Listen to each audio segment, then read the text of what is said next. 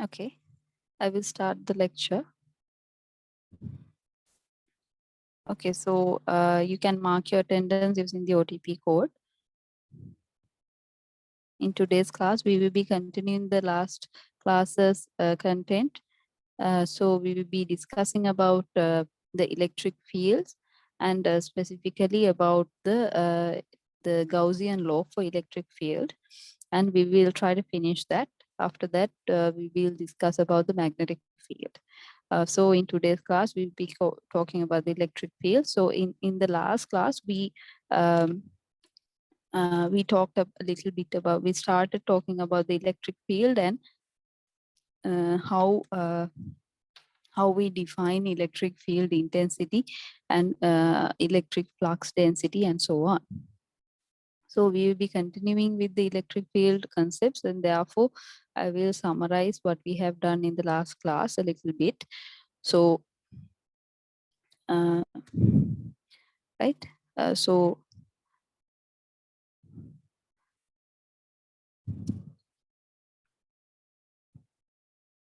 in the last class, we learned that there exists an electrostatic force between two charges which have certain electric charge content and placed a distance of r apart. So we can find the force between charges, electric charges, using Coulomb's law. So we learned about the Coulomb's law and the equation for the Coulomb's law. So basically, we learned about the electric charges.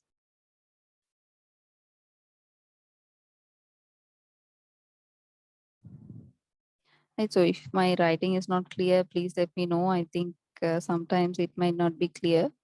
So electric charges, we learned about basically charges, positive charges, negative and neutral.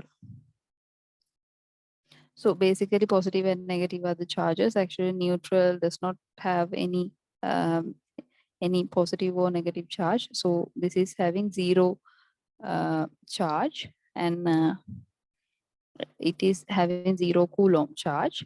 So negative electric charges have negative uh, electric uh, charge particles, and positive charges have positively charged electrical particles. So for example, positive charges, we can take, for example, for a positive charge, we can take the proton, and for that proton, there will be plus 1.6 into 10 to the minus 12 of Coulomb charges. And for the negative, we can take electron. So electron has a charge of minus 1.6 into 10 to the minus 12. Right, so minus 1.6 into 10 to the minus 12 of Coulomb. Right, so basically electric charges can be divided into three types. So positively charged electric charges, negatively charged, and neutral charges. So neutral particles, we will say, they are not charged. So neutral particles.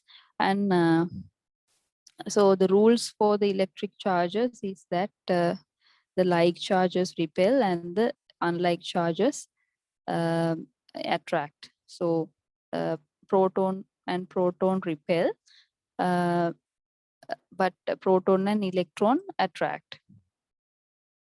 So unlike charges attract.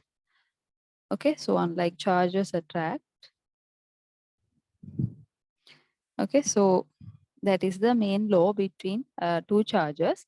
So once we take two charges, the force that acts on them can be found using the Coulomb's law. The force that will act on each of these two charges will be equal and opposite based on the Newton's third law. Okay, so Newton's third law, based on Newton's third law of action causes reaction, action causes equal and opposite reaction.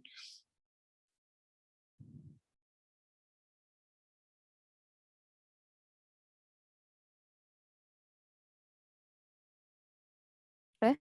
The force that is generated will be equal and opposite, and the force attracting force that will occur between a minus and a positive charge will be also equal and opposite in equal and opposite charge forces. So the force can be found using the Coulomb's law. So the Coulomb's law is defined as the Q1, Q2 over 4 pi epsilon naught r squared into r hat.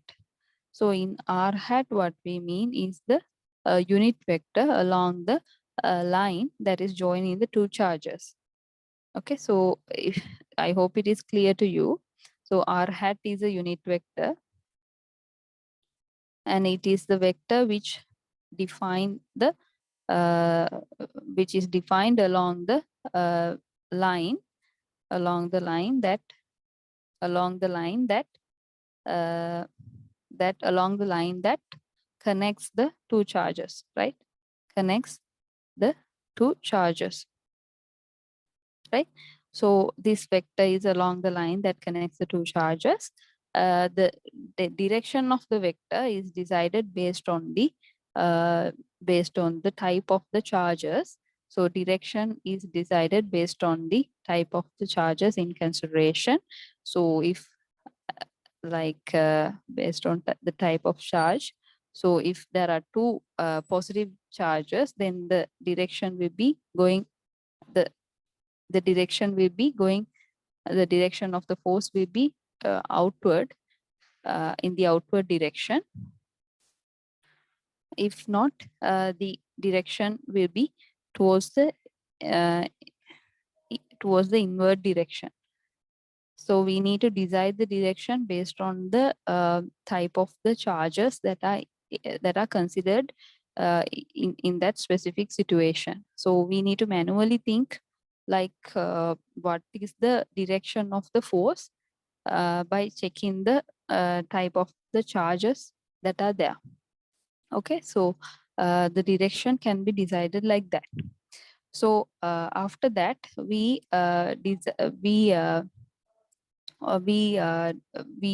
studied regarding the electric field lines that can occur uh, around a positive charge and a negative charge. So around a positive charge, electric field lines will be going outward from the electric charge towards the outer space.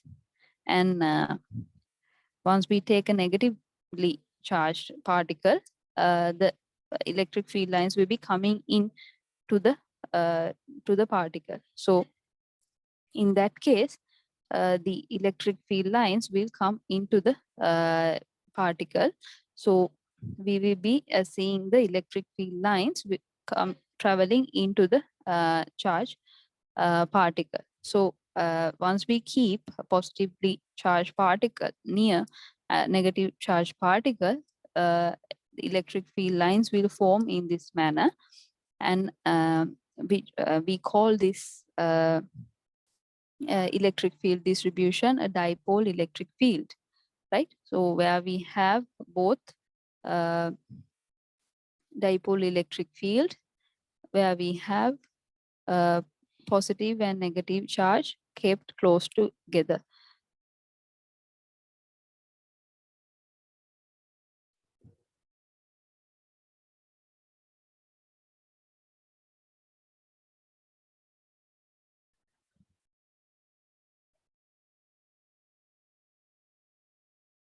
Close together, kept close.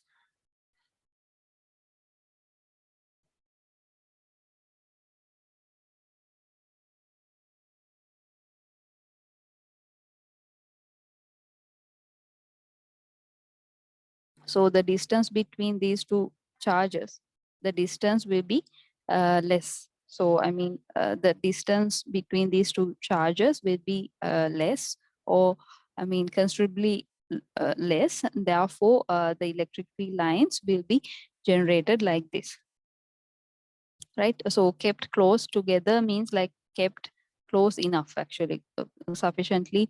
I mean, kept in close proximity, kept in close proximity. Then we defined basically two main parameters related to electric field. So those parameters are electric electric flux density, and electric field. So there are three main parameters. So I will erase this part. So we decided about electric electric flux density, electric flux and electric flux density.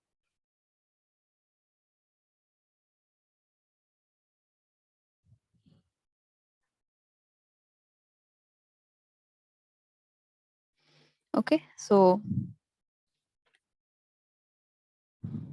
can you remember what I defined in the last class? So can you tell me what is defined as, what is the definition of electric field?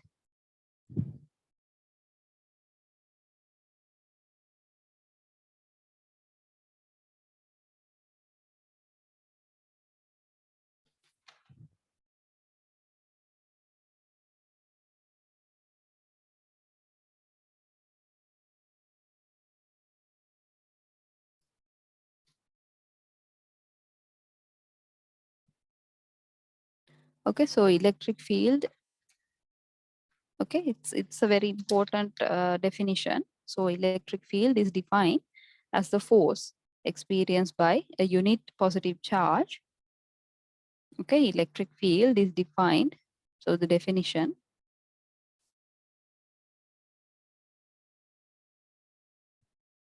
I think I will write clearly.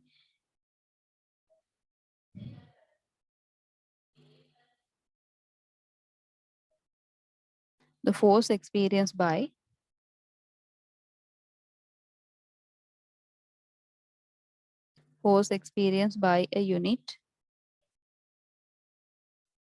a unit positive charge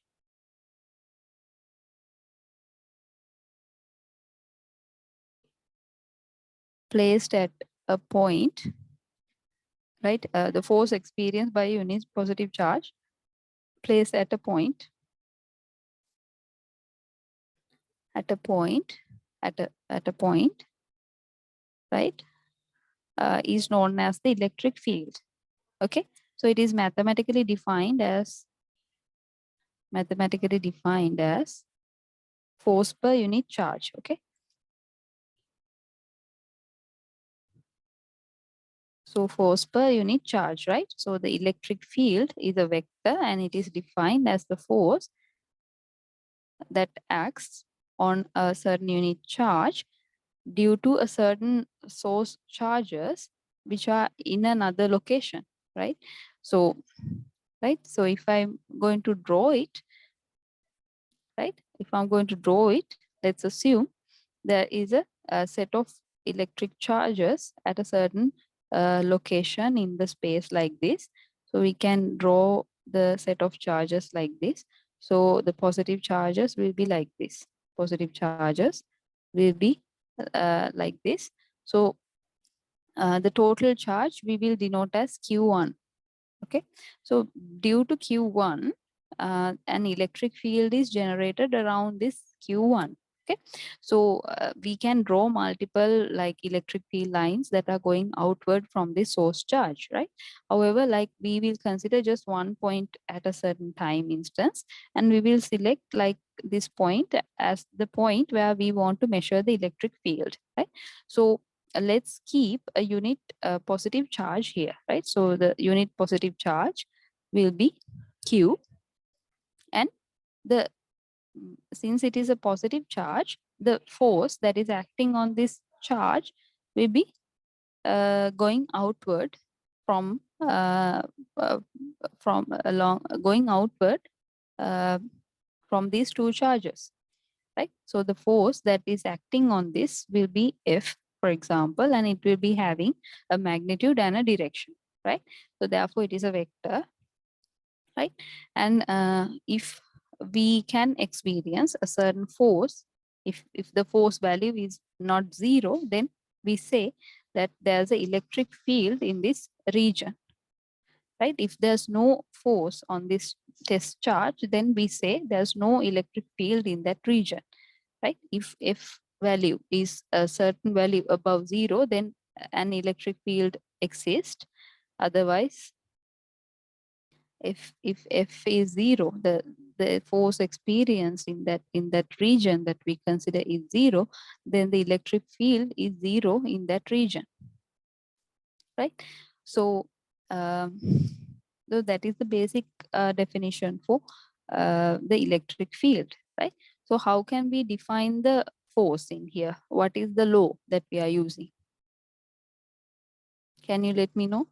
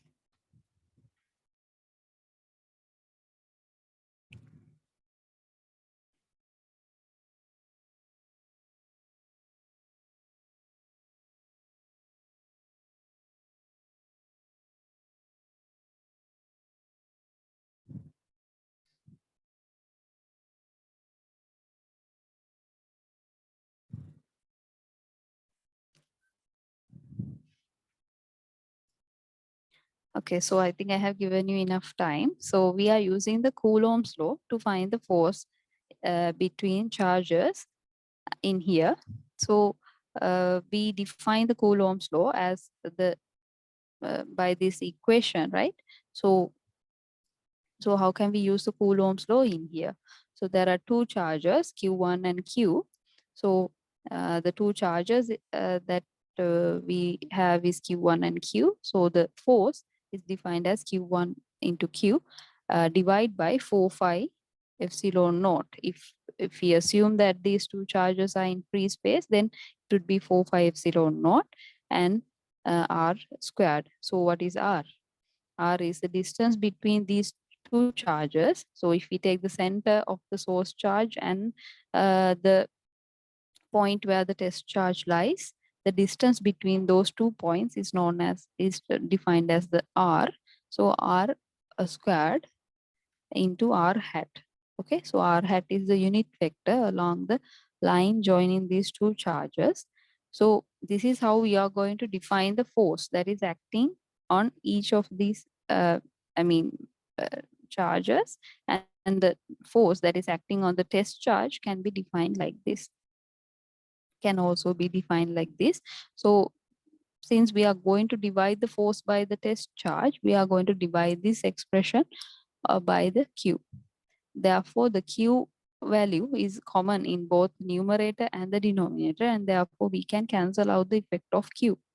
So now we are left with only q1 over 4 phi epsilon naught into r squared into r hat, right? So in here, the magnitude of the electric field will be given by this, like this section, right? This section where the values of this q1, 4 phi epsilon naught r squared are magnitudes, scalars.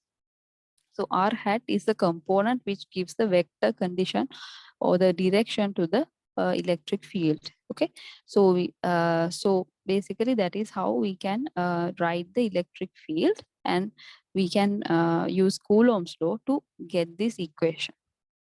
So up to that point, I think we discussed in the last class. If you have any questions, please let me know, right? So we will start with the next section, which is about the Gauss's law for electric field. And in there, I will define what is electric flux and electric field flux density. So these two parameters I will define while I'm discussing the Gauss's law, which we are going to discuss next. Okay, the Gauss's law for electric field is what we are going to discuss. Okay, so we will discuss that. So So if you have any questions up to now regarding the content that I have covered, you can let me know. Okay.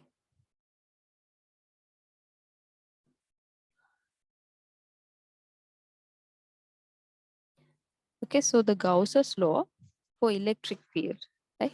Gauss's law for electric field is what we are going to discuss. It's very easy law, so you don't have to worry about it. Okay, so I think maybe you have learned about this Gaussian law during advanced level classes. So we are going to repeat that same section, and we are going to learn about the Gaussian law again. So the Gaussian law says that if there are some closed surface, the total electric uh, flux that is passing through that closed surface is equal to the total charge that is enclosed by that surface. Okay, so that means that if there are some charges inside a closed surface, that if there are some charges inside the closed surface, so this is the closed surface that I have drawn. So the closed surface, right? If there are some charges inside a closed surface, then the total electric flux that is passing through this surface outward, right? So you know that electric flux or electric field lines, right? Electric flux is also known as electric field lines. So the electric field lines that are generated due to the source charge uh, will move out from this closed surface in this manner. So if we have a certain source charge, the amount of electric flux that is passing through this surface will be determined by the the value of the charge available in the closed surface. Okay, so the amount of charge that is available in the closed surface will determine the electric flux that is passing through the closed surface. Okay, so it is defined mathematically as well as in theory. So I will write both in both modes, right? So the electric flux, right? So the electric flux that is passing through, any closed surface,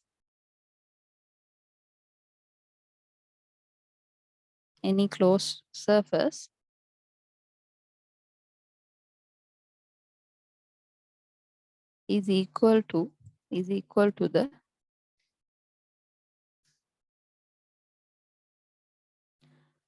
total charge enclosed by that surface.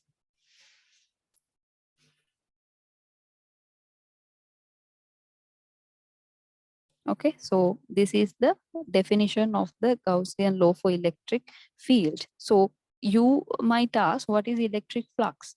Right, so we need to know what is electric flux first, right? So we will discuss that, right? So we will discuss what is electric flux.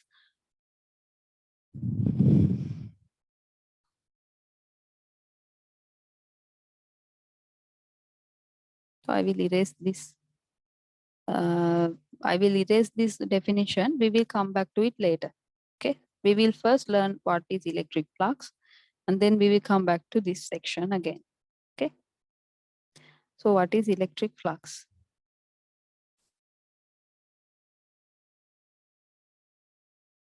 Right, so electric flux by definition is the amount of electric field lines that is passing through a certain given surface.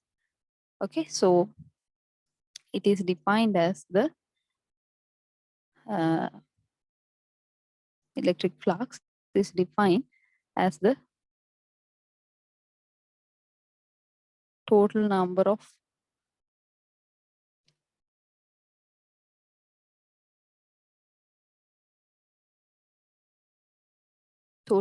electric field lines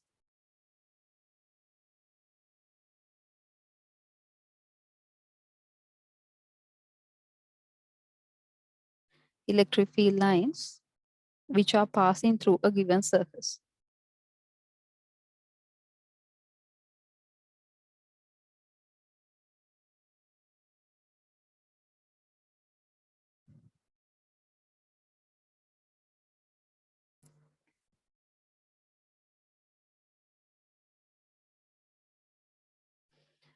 Okay, so this is the total number of electric field lines passing through a given surface. Okay, so I will draw a diagram to explain this, but before that, I will write it is calculated by the dot product, by taking the dot product, between the electric field and the area vector, calculated by taking the dot product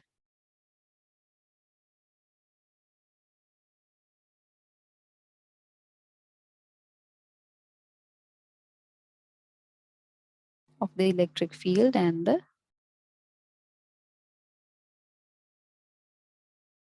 area vector of the surface.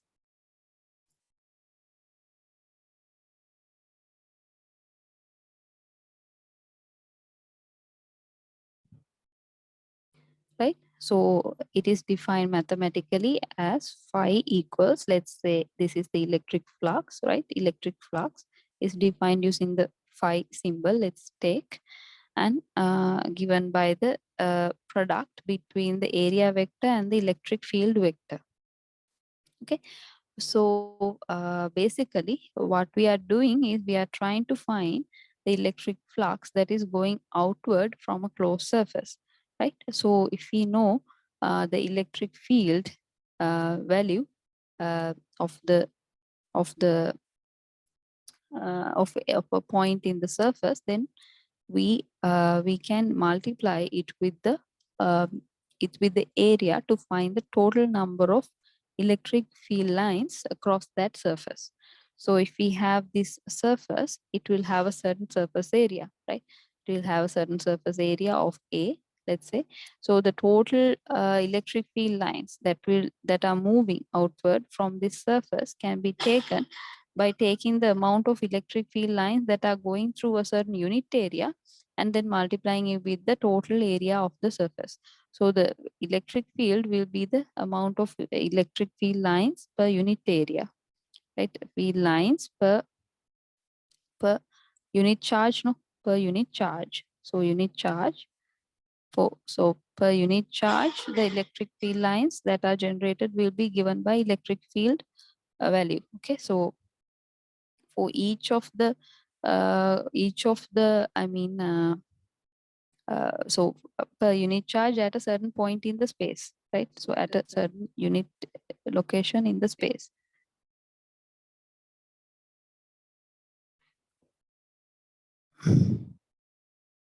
Per unit area, we will say, okay? Per unit charge, per unit area.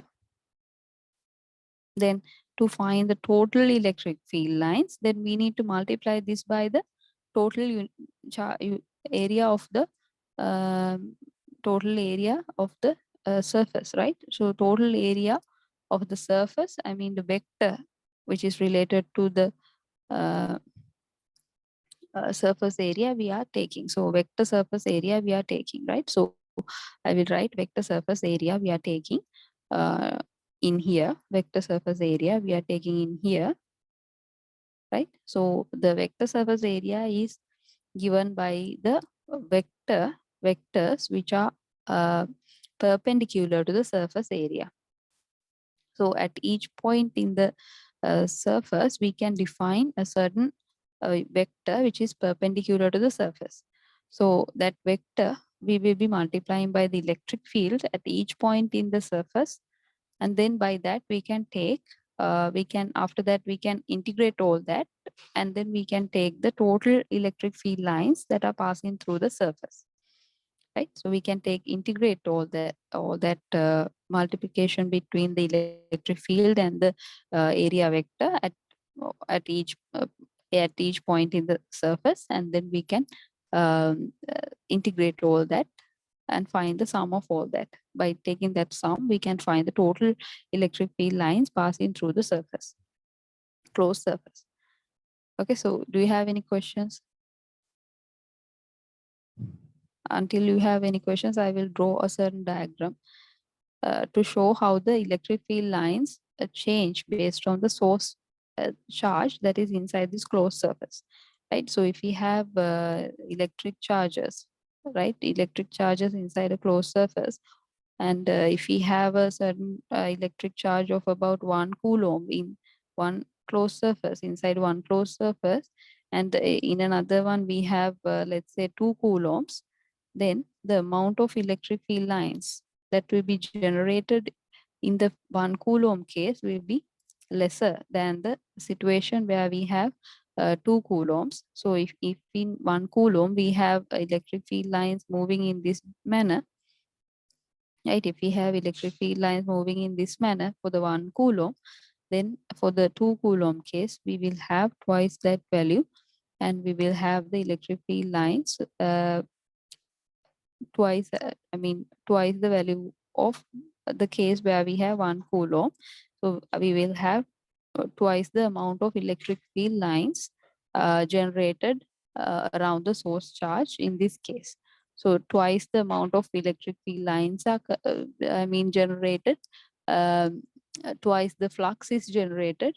Therefore, in this case, so if we have certain flux in this case, uh, twice of that amount will be created in the second scenario. Okay, so twice of the two times of the flux will be created in the second surface, around the second surface. Okay, so that is basically the understanding of the electric flux. Okay, so electric flux, the amount of electric flux will directly be dependent on the amount of source charge that you have inside the closed surface. Okay, if you have any questions, you can ask. Next, we will move on to the next important definition, which is the electric flux density. Okay, electric flux density is the next important definition. So I will remove this. Okay, so what is the electric flux density? What is the electric flux density?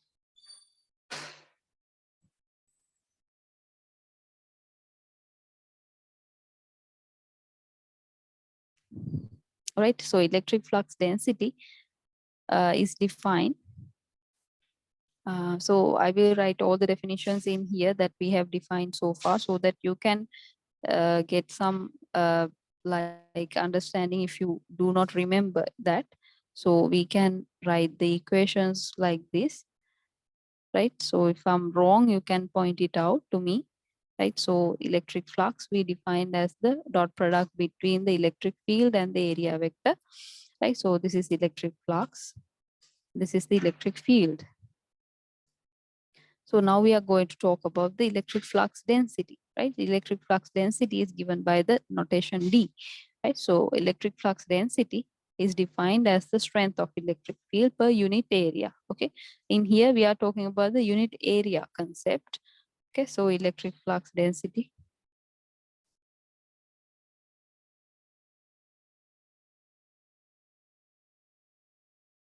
is the strength of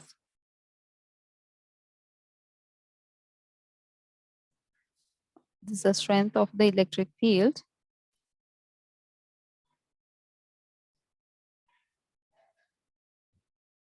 per unit area, right? So electric flux density is the amount of electric field per unit area. Okay, so electric field per unit area. So that means, like, if you have a certain closed surface, there are some charges inside the closed surface, then you know that you can see the electric field uh, getting generated and moving outward from this closed surface. So if we take the electric field strength at a certain unit area, the electric field strength at the certain unit area will be defined, electric field strength per certain unit area will be defined as the electric flux density. Okay, so if there's a certain unit area in here, we will take the unit area as dA. dA is the smallest unit of area inside in the surface, in the closed surface, on the closed surface. So the smallest area that you can define is dA. So dA is the smallest area. So the amount of electric field lines that go through this unit area will define the electric flux density, right? It is also defined as the electric field strength over a unit area. Okay, so uh, electric flux density can be defined in two manners. We can define based on electric field lines per unit area or electric field strength per unit area. Okay, so I will write the definition for the electric flux density mathematically. So electric flux density is defined by electric flux density is defined using this equation, right? Using this equation of epsilon naught E, right? So electric flux density is related to electric field by this constant epsilon naught, right? So this is permittivity constant, right? So the permittivity constant is a constant that defines the ability. It defines the ability of uh, a certain medium, ability of a medium to uh, store electric electric strength or electric energy,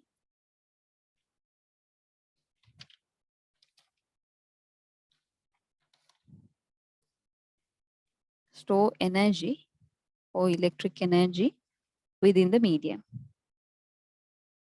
right? So basically it gives us like an idea of the ability of that medium to generate electric field and store the electric field energy in that medium. So electric potential is the energy or energy produced by the electric field. So the ability of a certain medium to store the energy, electrical energy, is known as the permittivity of that medium.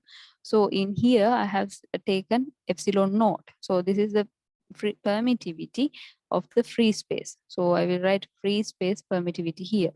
However, if you want to consider the electric flux density of any medium, then we need to use the relative permittivity constant as well. So for any medium, you can adjust this expression into D equals epsilon R, epsilon naught, and E electric field. So epsilon R is the relative permittivity. Okay, so relative permittivity is given by epsilon R.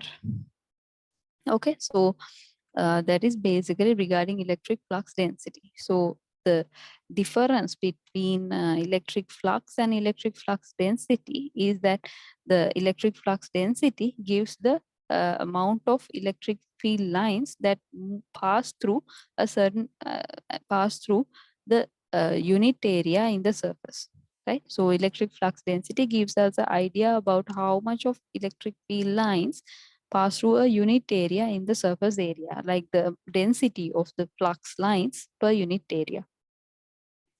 Also, the SI units of the electric flux density is defined as coulombs per meter squared.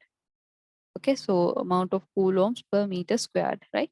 That means like electric field lines per unit area, right? Unit area you can take by taking the per unit per square area, right? So per meter squared, right? So that is the SI unit of coulombs per meter square is the SI unit of electric flux density, right? So now we know the definitions of all the important parameters. I mean, generally the major parameters of the electric field, and we have defined electric flux density, and the electric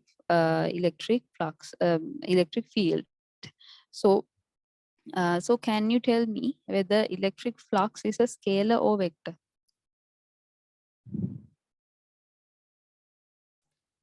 Right, you can let me know. We learned about electric flux density, and the electric field. So electric flux right? Electric flux. Is it a scalar or vector?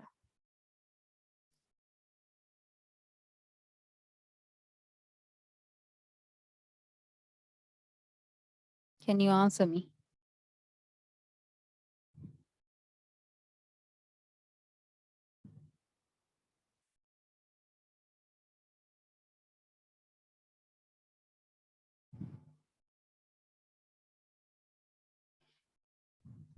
Flux. Is it a scalar or vector?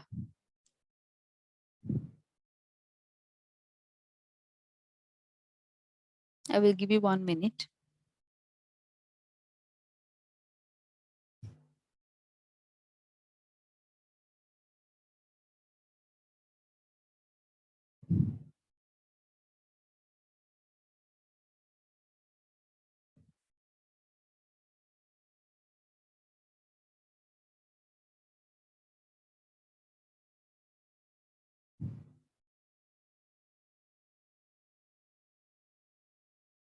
So in definition, electric flux is a scalar. Okay. So electric flux is a scalar. The reason is now we learned it is the amount of electric field lines. Amount is an amount, not a direction. It is not giving a direction. It is the amount of electric field lines across a surface, right? So therefore, it is an amount. It is a counting value. Also, we can see by the mathematical definition, it is a dot product between E field and A vector. So once you take the dot product of two vectors, it gives a scalar value.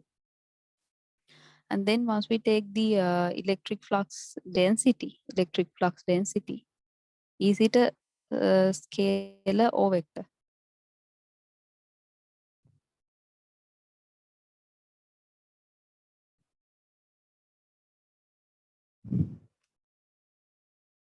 What is your answer? Or I will give you 1 minute.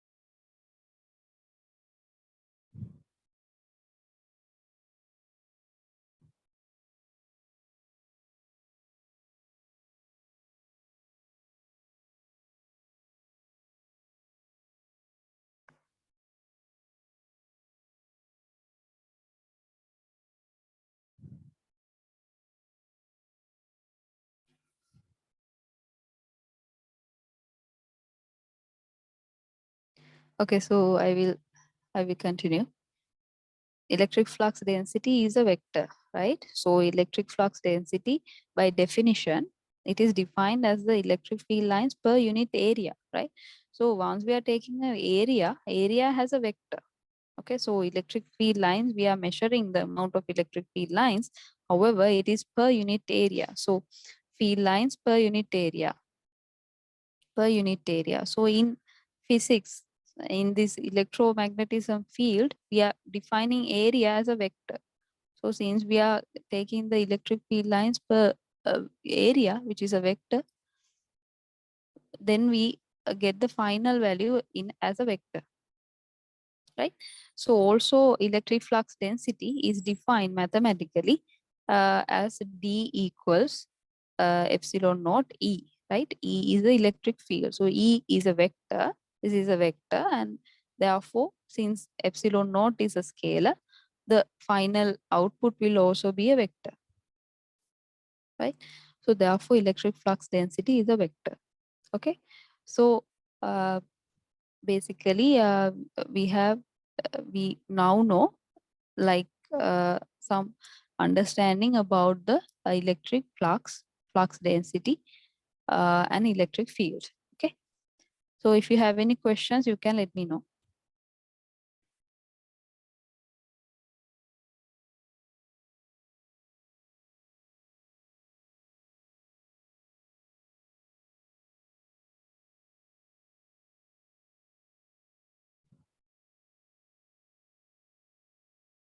So by the way, did you get the access to the attendance tool?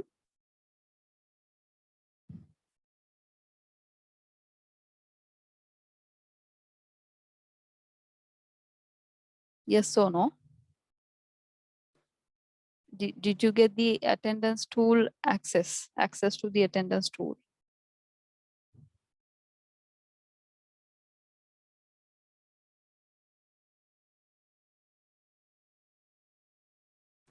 Okay, so I don't know whether you have got the attendance tool access, but right, it's good if you can take it. So the electric flux that is passing through a certain closed surface is equal to the total charge enclosed by that surface. So this is the Gaussian law. So Gaussian law for electric field is given by this definition, right?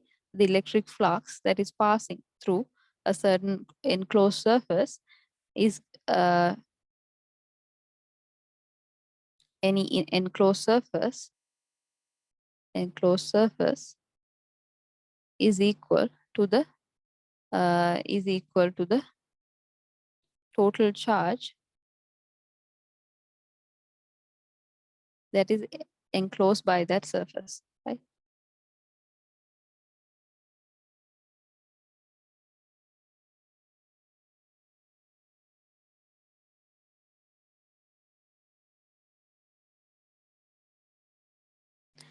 So basically what it says is that the total electric field lines that are passing through a closed surface is equal uh, to the total charge that is enclosed inside the surface. Okay, so it is given mathematically using two forms, using differential form and the integral form. So differential form and the integral form. Okay, so if we consider the differential form, it is given using this equation where we take the dot product between the electric field and the divergent function, right? The grad function. Then it will be equal to the rho over epsilon naught. So in here, your rho is the unit charge, the charge per unit volume, the amount of charge per unit volume, right? So amount of charge per unit volume is given by rho, and the this expression gives the divergence of the electric field. So divergence of the electric field is the amount of electric field that is moving out from the closed surface, right? Divergence means going out. What is the amount of electric field that is going out? The divergence of electric field is equal to the charge per unit volume over epsilon naught, right? So the charge which is enclosed in this surface affects the amount of electric field lines that is generated across the surface. The integral form is defined as the integration of electric field over the total area of the surface, and it is equal to the enclosed charge over epsilon naught, right? So enclosed charge is Q enclosed, right? So rho is the amount of charge per unit volume. So if we get a certain unit volume inside a certain point in the closed surface, right? If we get a certain point in the closed surface and we take the unit volume of that point, then the amount of charge that is available in that space will contribute to the electric field that is generated due to that due to the charge in that volume, and that is given using this first equation.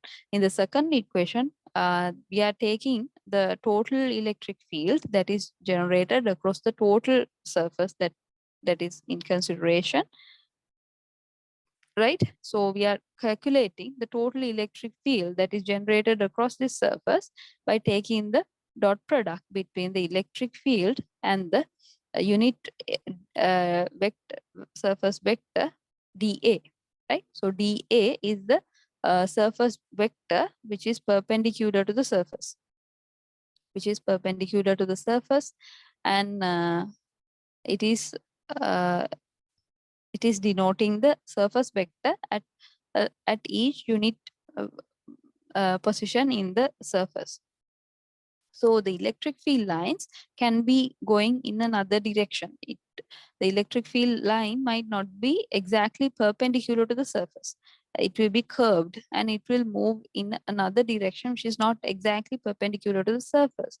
But in this integral form, we are taking the total electric field lines which is perpendicular to the surface, right? We are taking the sum of all the electric field lines which are perpendicular to the surface, and that will be equal to the source charge and the epsilon divided by the epsilon naught, right? So that is what we do here. So what you will ask, why are we taking the perpendicular component? Why are we not taking other component into consideration in this scenario, right? So the reason is, like, if we want to find the electric field at a certain point in the on this surface, there's no point of finding the components which are along the perpendicular direction to this point. We only want to find the electric field strength across this point, which is perpendicular to this point, right? The electric field affecting this point will be always perpendicular to this point. The other components which are perpendicular or which is like orthogonal to this vector, the perpendicular vector will not affect the point in consideration, will not affect and will not produce any force on this particle. That means, like, the electric field values which are perpendicular to this point will not affect this point in the space. The perpendicular projections and the perpendicular vectors on this point will affect strongly on this point on the surface. So that is why we are taking the perpendicular components on this point in the surface, and then we are taking the total sum of all the such forces on this surface to find the total electric field on the surface, electric field lines on the surface, right? So that is related to the that is equal to the total source charge inside the closed volume divided by the epsilon naught, right? So that so these two forms are the mathematical definitions of the Gaussian law, right? Do you have any questions related to that, right? So Gaussian law is used for mainly two reasons. We can use Gaussian law to understand the symmetry of the charge distribution inside a closed volume, and we can also calculate the electric field at a certain point in space using the Gaussian law, right? So we will continue the discussion about Gaussian law in the next class. So until then, you can refer the content that we have covered so far, and you can ask any questions you have, right? So I will stop the recording right now. You can ask any question